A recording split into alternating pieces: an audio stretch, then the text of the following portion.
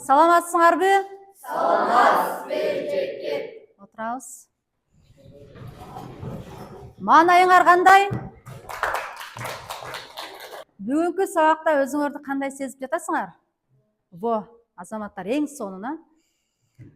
Сабакты баштаардан мурун мындан дагы өзүңөрдүн маанайыңарды көтөрүү максатында чатыш деген оюнун ойнойбуз. Баарыбыз топтор тегерек формада турабыз. Кана келебиз анда. Биринчи топтогулар бул төмөндөгүдөй чатыш оюну бири-бириңерди карама-каршы турган окуучу оң колдору менен кармашат.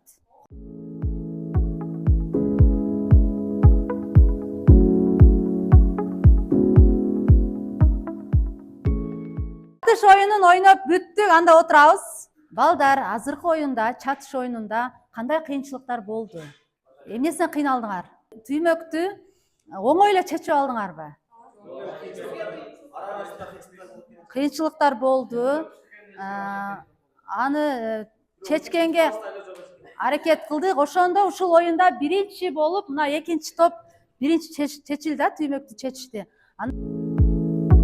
Сабагыбыздын кийинки этабы бүгүнкү сабакта алтын эрежелер боюнча таанышабыз.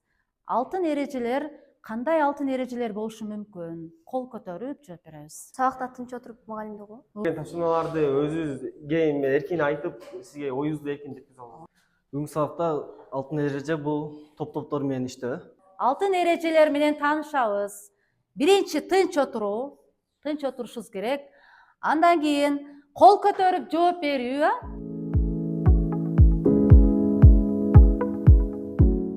Бүгүнкү сабакта баалоонун критерийлери менен тааныштырып алайын. Эгерде 5 алган окуучу тапшырмасын аткарса, топтордо өзүнүн мыкты ишмердүүлүгүн көрсөтө алса, баарына туура жана так суроолорго жооп берсе, 5 деген баа алат, угабыз. Ал эми 4 деген баа алгандар окуучу берилген тапшырмаларды жупта, топтордо активдүү катышып, берилген суроолордун кээ бирлерине гана жооп бере алса, бул окуучу 4 деген баага ээ болот. 3 деген баа алгандар окуучу сабакка кызыгуусу жок болуп, досторунун оюн бөлгөн, же болбосо суроолорго так жооп бере албаган окуучу 3 деген баага ээ болот. Мен ойлойм, силер 4-5 деген бааларга татыктуу бүгүнкү сабакта жакшы катышат деген ойдомун. Андан сырткары баалоо баракчалары ар бир топко берилет, андан сырткары баалоонун нелери, таркатмалары берилет. Упайларды топтогонго аракеттенебиз.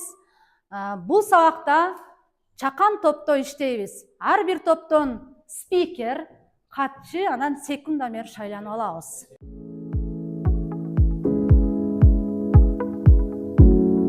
Спикер тапшырмаларды, ар бир берилген тапшырмаларды ошол катышкан топтогу окуучулардан тактап сурайт.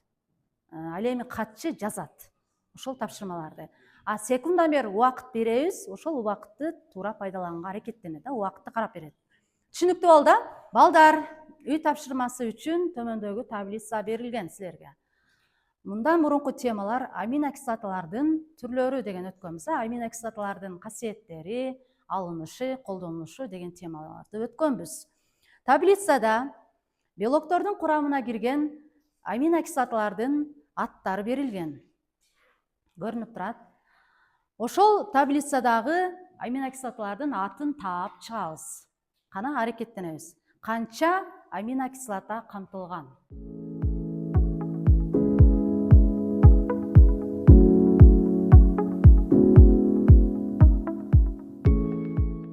Таптыкпы?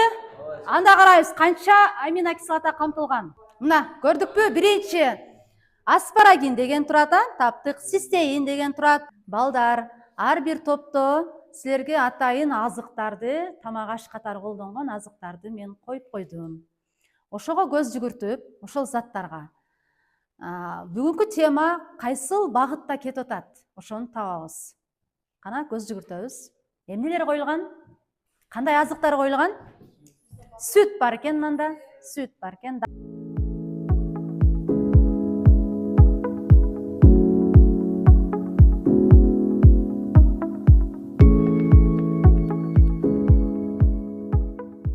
Балықта 19 грамм белок бар екен. Белок бар екен, сонун азаматсың. Жұмыртқада 12 граммға жақын белок бар екен. Белок бар екен, сонун. Сүтте 3% белок болот экен, а сырда болсо 12% белок болот экен. 12%ке жақын белок болот экен, грамм. Дана өсімдіктерде көбінше углеводтор, белоктор, анан кейін майлар болот экен. Майлар болот. Эң негизги курамы углевод түзөткөн дагы ал дененин түзүлүшүнө, дененин ткандарын түзүлүшүнө жардам берет экен. Биз ошолордун ичинен эске нохат, гречка, анан дагы маршты алдык эске. Бүгүнкү темабыз балдар белоктор жогорку молекулалуу жаратылыш полимери деген тема экен. Бүгүнкү жаңы темабыз. Анда теманы баарыбыз дептерге жазабыз. Бүгүнкү число 25 апрель. Белоктордун молекуласы бирден же бир нече жүздөгөн миңдеген аминокислоталардан турат. Белоктор. Белоктордун молекулалык массасы бир нече 10 миңден бир нече миллионго чейин болот экен, карайбыз балдар. Буларда радикал, анан өзүңөр айткандай эле кычкылтек, көмүртек, азот, суутектин атомдору камтылган экен. Силер менен биргеликте сабактын максатын түзүп алабыз. Белоктордун биология маанисин билет. Биологиялык маанисин түшүнөбүз бүгүн сабак. Белоктор боюнча өз оюбузду тартынбай, эркин өз оюбузду жеткире алсак. Алардын кездешүүсүн жана аткарган кызматтарыны кайсыл органикалык заттардын кайсыл органдарда кездешерин билебиз. Сонун, эң сонун. Демек балдар, бүгүнкү сабактын максаты белоктордун жалпы мүнөздөмөсү, алардын түзүлүшү, түрлөрү, жаратылышта кездешүүсү, колдонулушу жөнүндө жалпы маалымат алат экенбиз. Химиялык касиеттери боюнча булар белоктор физикалык касиетин өзгөртөт, эригиштиги төмөндөйт, биологиялык активдүүлүгүн жоготот. Белоктордун функциясы ар түрдүү. Мисалы, бир функциясы кыймылдатуучу. Функцияда миозин, актин деген эки белок бар экен. Кыймыл аракетибизде адам кыймыл аракеттенгенде биз атайын бир жумуш жасаганда кыймыл аракет болот. Анан атайын залдарга барабыз го, спорттук залдарга. Ошондо кыймыл аракетти болгон сайын бизде белоктор иштелип чыгат экен. Ал белоктун түрү миозин жана актин деген эки түрү бар.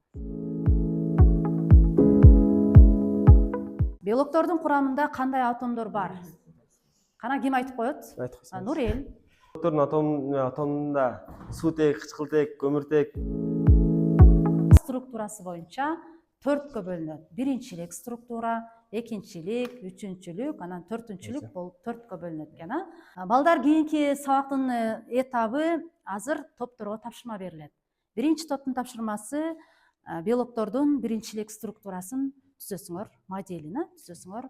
Экинчи топ белоктордун физикалык, химиялык касиеттерине практикалык иш аткарасыңар.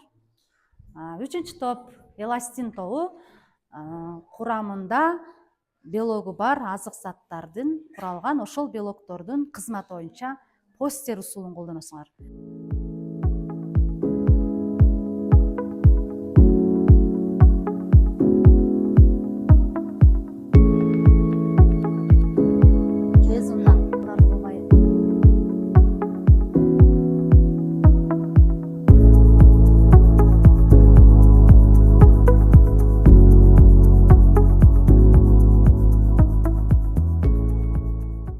Балдар, кана тапшырмаларыбызды аткардык. Биринчи топ даяр болгонуңарды белгисин бергилечи, кол чабып коебуз. Биз командабыз менен белоктун структурасын түздүк. Негизи ал 4кө бөлүнөт. Биринчилик, экинчилик, үчүнчүлүк жана төртүнчүлүк болуп, биз биринчилик структурасын түздүк. Суроолор барбы биринчи топтун тапшырмасына? Жок экен. Азаматтар, кол чабып коебуз. Биз белоктун касиетин аныкташ үчүн лабораториялык иш жасадык.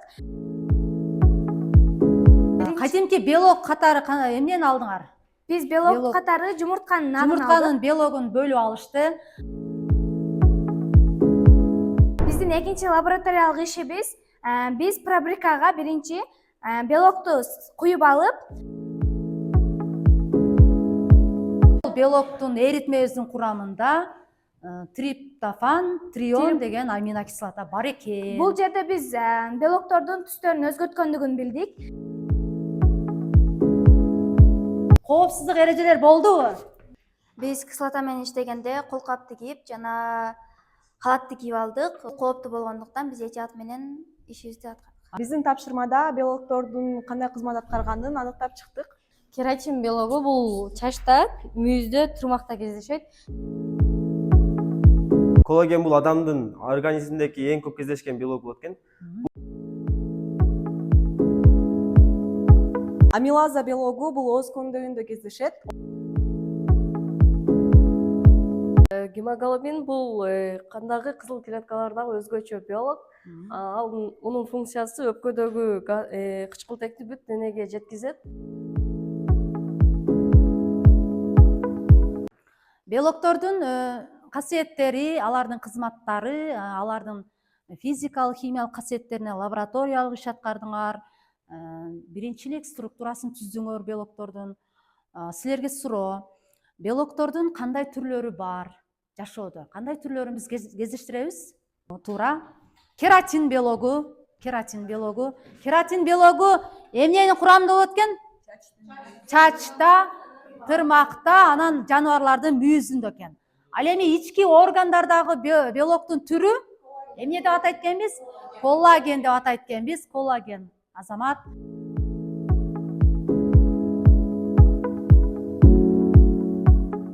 Анда кийинки этабыбыз бышыктоого келдик.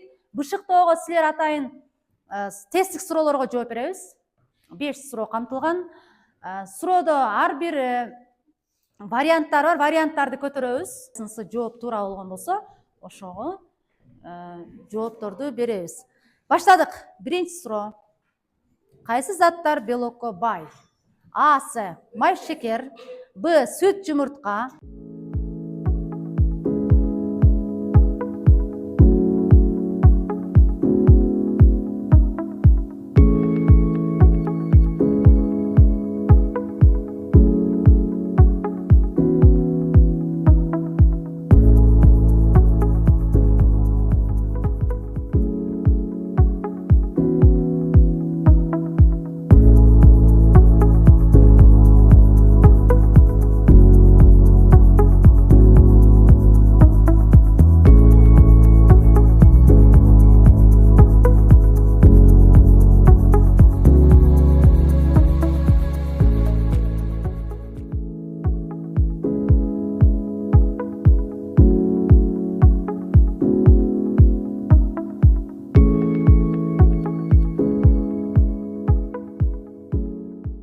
башчы Жаркын.